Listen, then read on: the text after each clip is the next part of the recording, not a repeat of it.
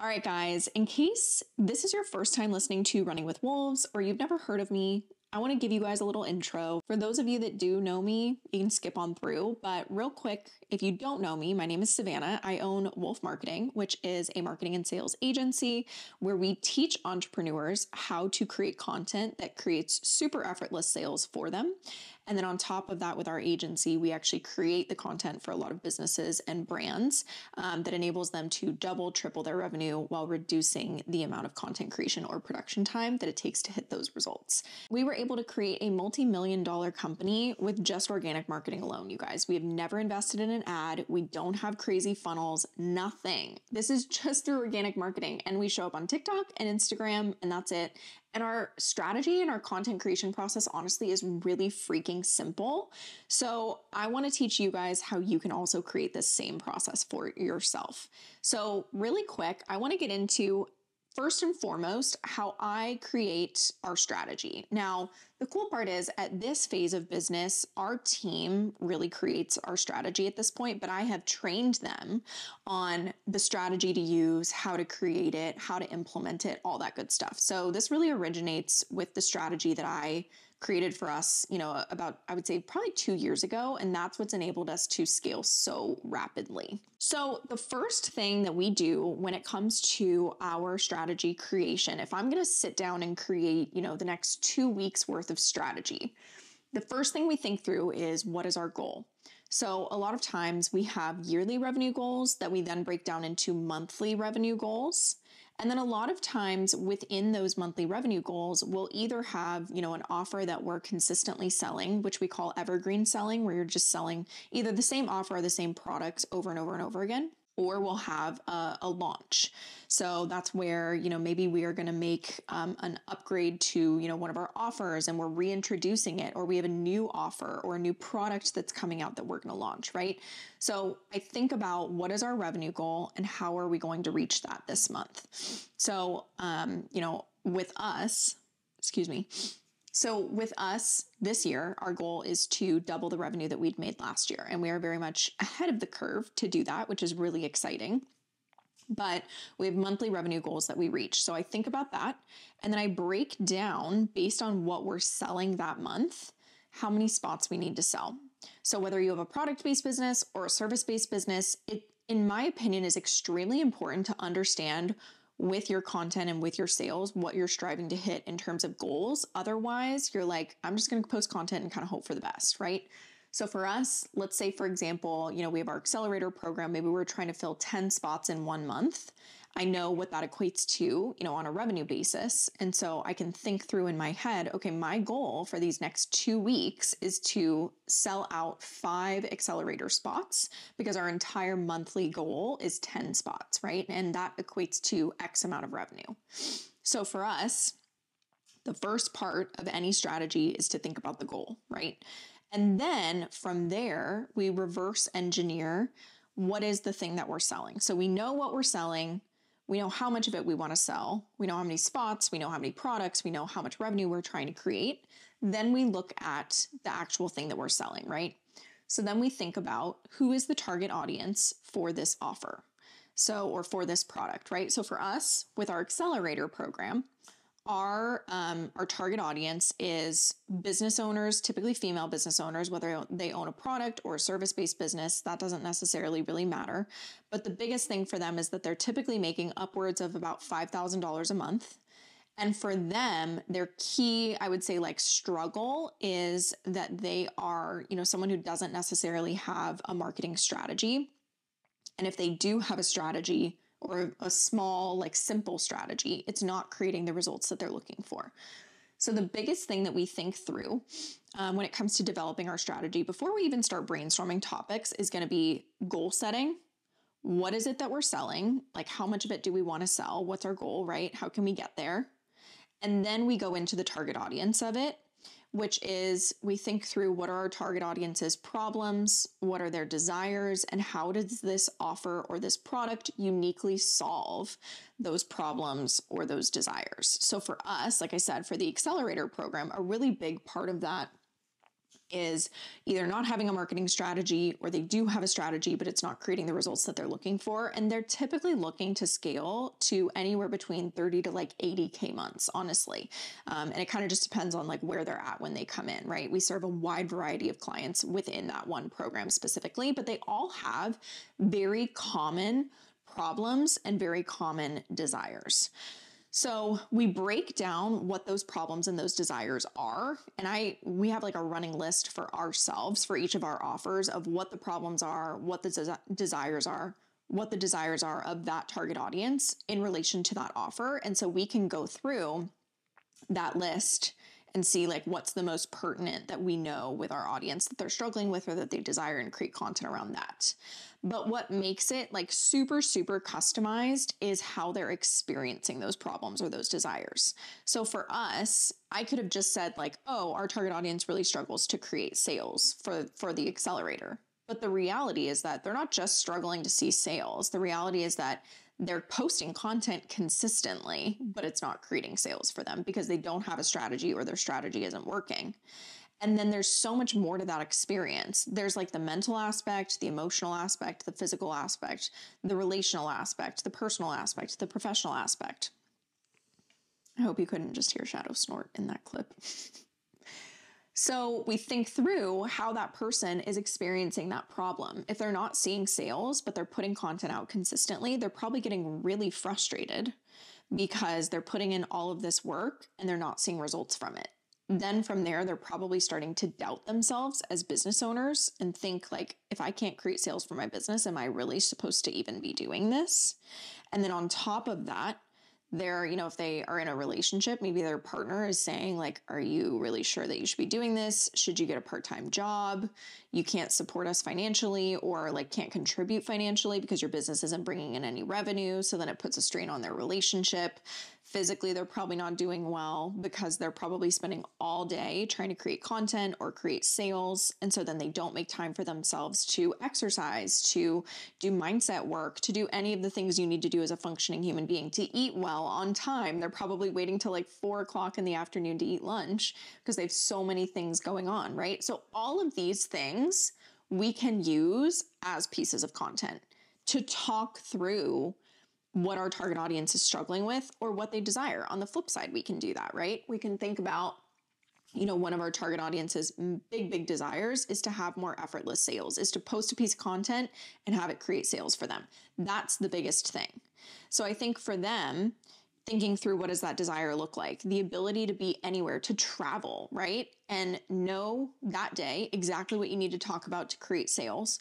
Post a piece of content when you're on a boat, like in the middle of a lake or something, and see all of the sales come into your bank account without ever having to have a sales conversation, without ever having to do any of these things to create that sale. You created a piece of content, posted it, and boom, you're seeing sales. So we can talk about like that level of desire and what that looks like to them, right? So again, it enables them to travel more. So their mindset is probably a lot better. They're feeling way more confident about their business. They feel on top of the world because they also feel probably a sense of peace because they know exactly what to say to get their audience to buy. So they're not feeling nervous about creating sales anymore, right? So there's like so much that goes into it in terms of, we call them symptoms of people's desires or problems. And it's essentially just how they're experiencing those problems or those desires. That's really it. That's the entirety of like creating custom content, is being able to speak to your audience's experiences. That's it. So when we sit down to write when we sit down to write a strategy, not a piece of content, when we sit down to write that strategy, we look at our goals. Where are we at in relation to those goals? Do we need to make a bigger push? Are we falling behind? Are we ahead? How many spots do we need to sell, or how many products do we need to sell if you have a product-based business? Then you look at the target audience of what it is that you're selling, their problems, their desires, and how they're experiencing it. The last two things that you look at is how your problem or service uniquely solves those problems or meets those needs, and the transformation it creates. And then you also want to look at potential objections that your target audience might have in relation to this product or this service. So we know for our accelerator program, a big objection, quote unquote, that we get is, I'm just going to try to figure it out on my own first. A big objection that we get is, I'm just going to try to figure it out on my own first. And then if I can't create sales from my content, I'll come to you. But the reality is that, or another objection that we get is really funny is like, I'm going to wait until I create a sale to invest in you. And I'm like, babe, the reason that you're coming to us is because you don't know how to create sales through your content. We have some backwards thinking happening there, right? Because I'm like, dude, what are you doing? So if we know that those two objections are really big for our accelerator program, a lot of times we will actually infuse those into our content as we're selling the program in our content to get people who are binging our content already to basically go through and be like, oh, this is a problem I have. Oh, that service solves that problem. This is kind of my main concern, or like, these are my thoughts and what's holding me back from investing. Oh, here's a piece of content that talks about that exact concern. Okay, you know what? I don't really have any more concerns. This is the exact solution that I need. I'm going to invest. And it's the same thing with products too. Like, for example, if you have I always go back to like a skincare line, right? A big objection a lot of people might have around skincare products is, well, why is it that this is really going to work as opposed to all of these other skincare products that you've tried, right? So a big thing I would say when it comes to, handling objections for a product-based business is like social proof, is social proof, customer reviews, product reviews, things like that, because it's really going to show, hey, we're not just talking out of our ass here, basically, right? It's like, we actually know what we're talking about. And what we're saying this product is going to do for you, it's actually going to do, right? On top of that, if you know your target audience's buyer types and how they buy, do they look at, a lot of analytics and logistics? Do they need to see like an ROI to make a purchase, or are they more emotional and relational? There's a lot there that you can determine about your audience. If you know their buyer types, you can sell to them in that way too, and that helps you overcome that objection as well.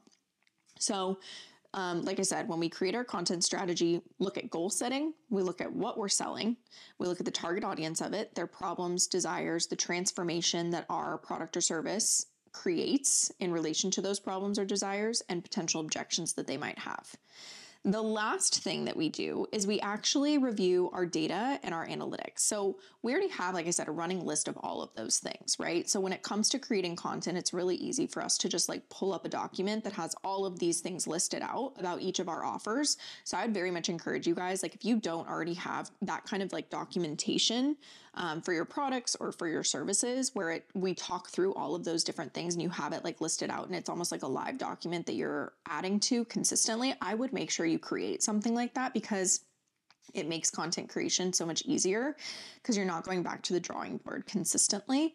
And in addition to that, in terms of not going back to the drawing board, it's really important to have a really clear understanding of your marketing and sales data and analytics. So basically what we do anytime we're selling a specific offer, we go look back at our marketing data to see, okay, what created the most visibility for this offer in the past and why? Was it the topic we were talking about? Was it the format of content? What like turned our audience into raving fans for this offer or for our brand specifically? And we look at, again, the data for that. Like I just did a training for our accelerator clients yesterday about like how to analyze your data. And we were essentially talking about like what metrics to be looking at for each phase of the Wolf funnel, which is attract, warm, convert. So like for attraction, you're looking at views and visibility, but it's offer specific or product specific, right? So like if you're selling, your salicylic acid product in your skincare line, last time you sold that, what went viral? What warmed your audience up? What got people to actually buy? And look back at those topics, because that way, like I said, you don't have to go back to the drawing board. You can reiterate those content topics over and over and over again, but just talk about it with different metaphors or analogies or examples, customer reviews, client case studies, right? Like the really cool part I would say about marketing and sales is that, you guys, I'm not joking when I say our strategy for the last 2 years has pretty much stayed the same when it comes to marketing all of our different offers. We've just continued to refine it. So it's like there's not topics in there where we're just like, I wonder if our audience is gonna like this one. No, it's like every single post that goes out, we're like, yeah, based on our data, that's exactly something that's performed really well for us in the past, or this is exactly something that has sold really well for us in the past.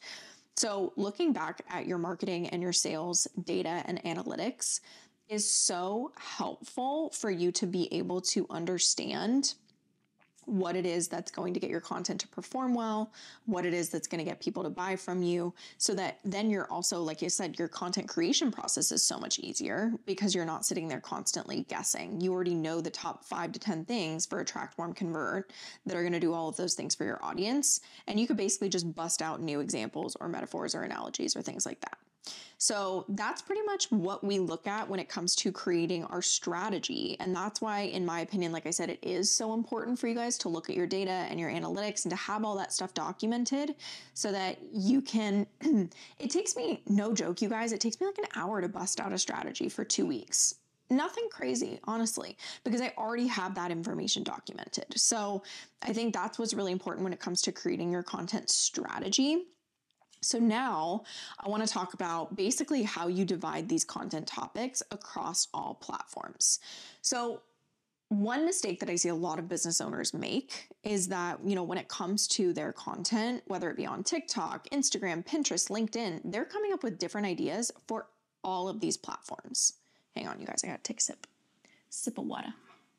Okay.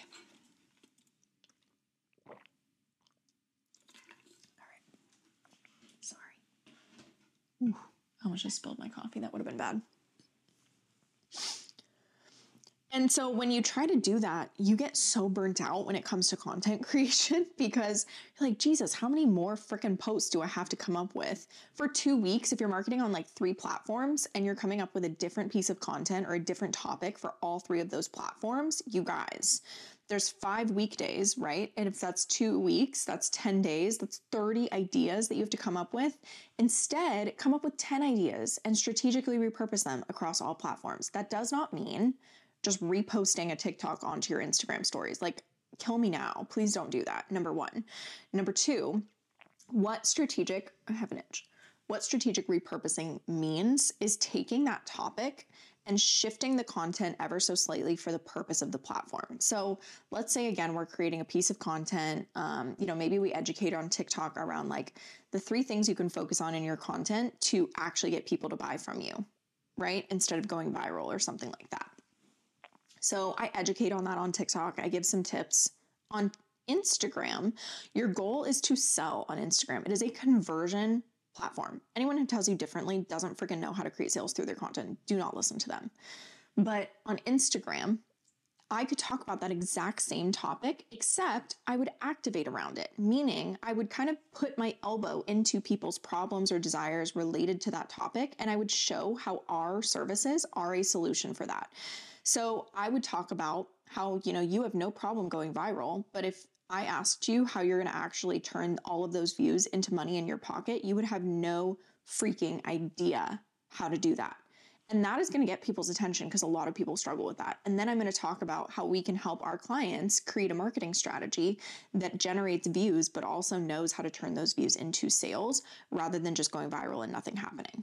So when it comes to creating content and turning that strategy into content, you basically just take that one idea and you change the post or the video or the piece of content ever so slightly for the purpose of the platform. You guys, no joke, it literally takes me 1 hour every day to be able to create 3 TikToks, to be able to write 1 piece of feed content on Instagram and get on my stories and sell. 1 hour to do all of those things because I'm talking about a lot of the same stuff, but we're just strategically repurposing it. We're just tweaking the kind of post ever so slightly. The sentiment a lot of times is the same. We're just not educating on Instagram like we are on TikTok. We're talking about the transformation that our services create in relation to that problem.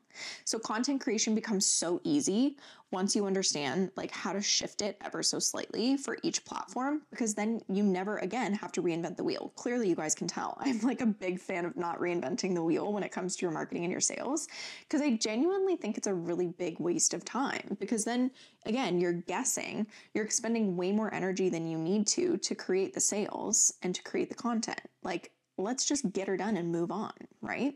So the other question that I get a lot of times when it comes to content creation is like, how do you decide what kind of content this is going to be, right? So let's say, like I said, I educate on TikTok. How do I know that that should be a face-to-camera video versus a carousel over on TikTok, like educating people on how to create sales from your virality instead of just going viral?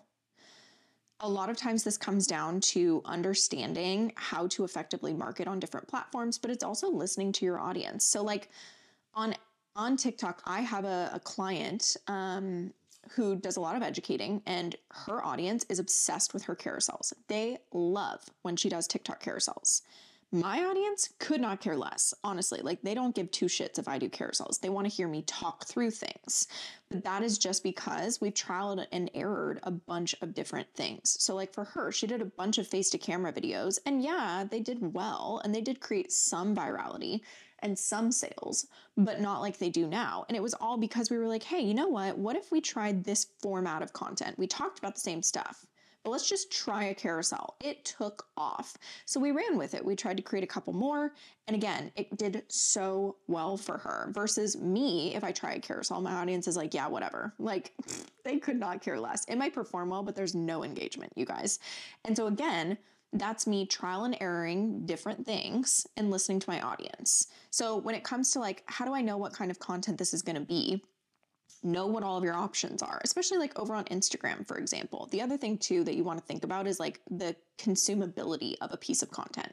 So if I'm talking about something that is highly converting over on Instagram and I create a reel that has all of that information in it, are people going to stop and pause the screen and read all of that? Absolutely not. They're going to keep scrolling, right? So if I need to create a piece of content that's highly converting and really get my point across, I'm going to do it in a carousel over on Instagram because I know my audience is going to pay attention to that.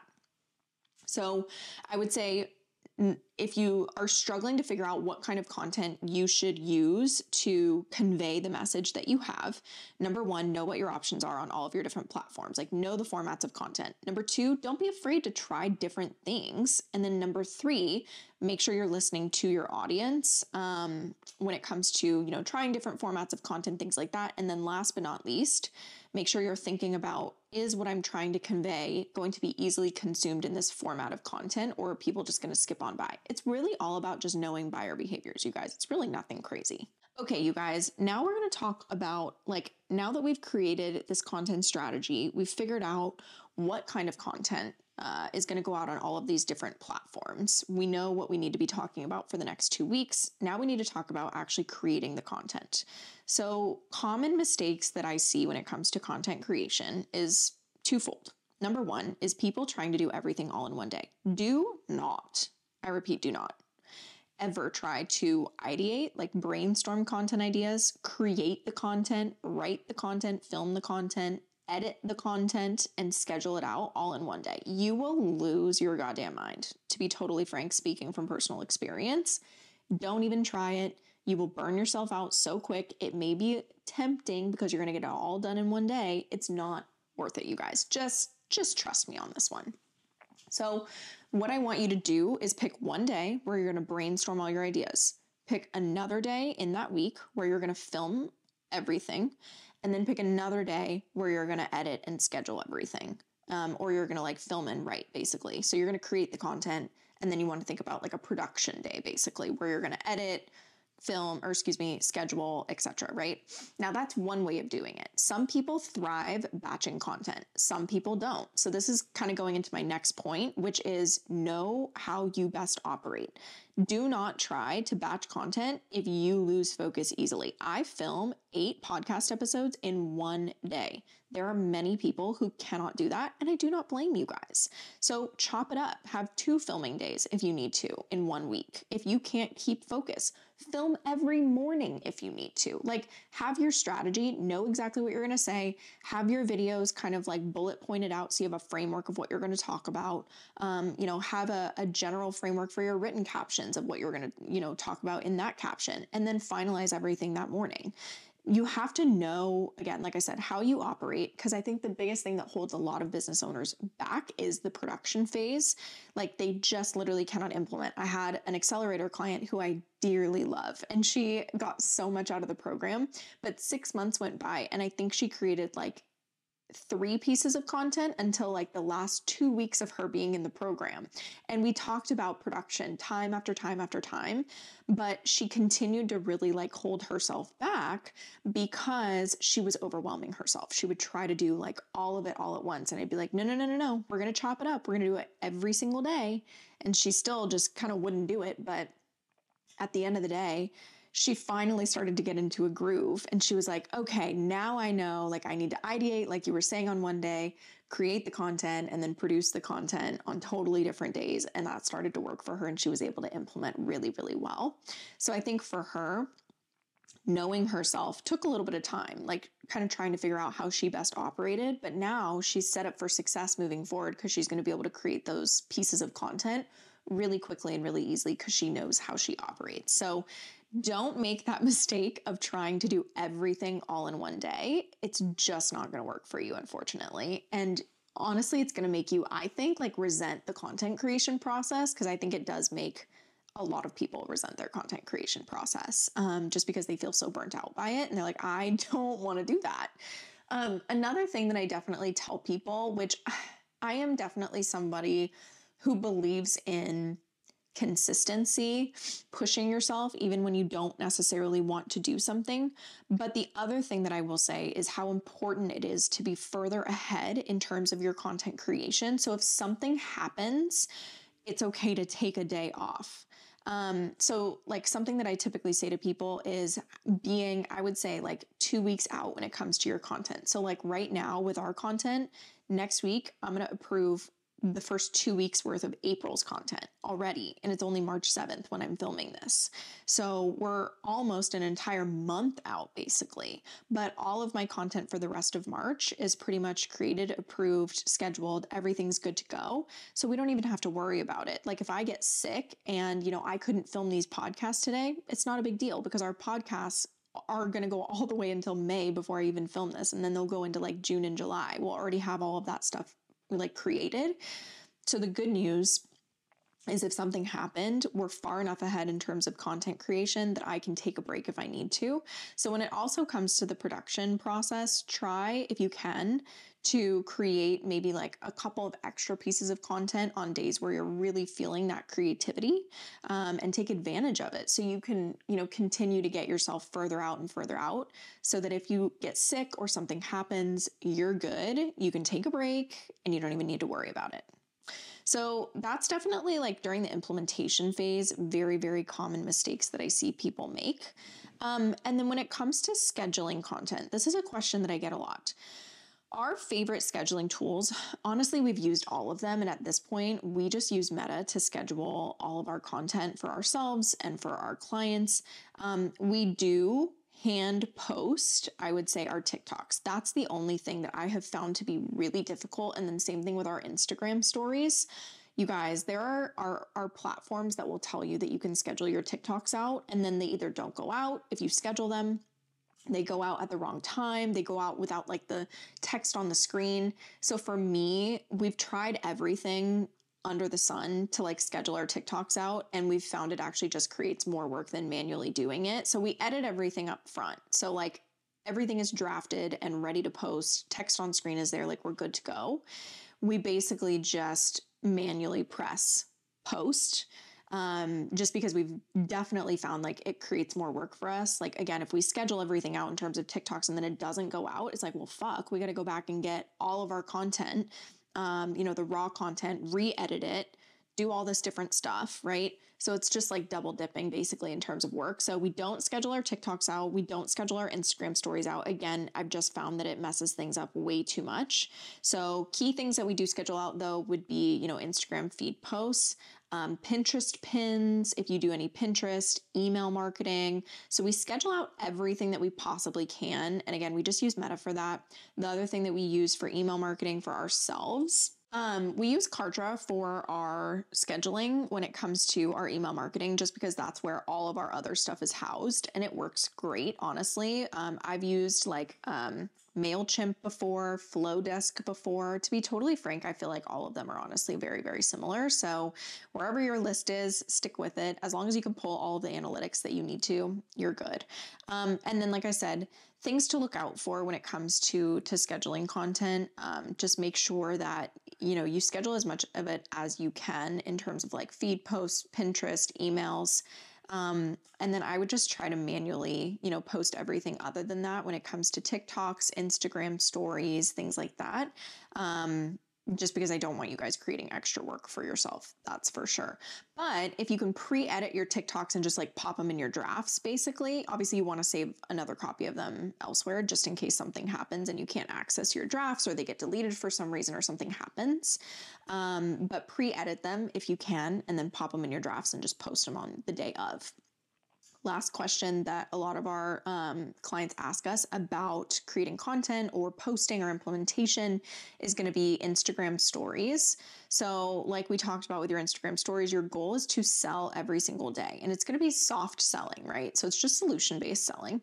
And so for selling every single day, when you think about posting stories, there's a couple of different ways that you can do it. You can do face-to-camera stories, text slides, or like graphic slides, or you can do a hybrid of both. So if you guys look at our stories on Instagram, pretty consistently, I would say, we do a hybrid of both. And that's just because we've found that it holds our audience's attention long enough that they stay till the end of the stories.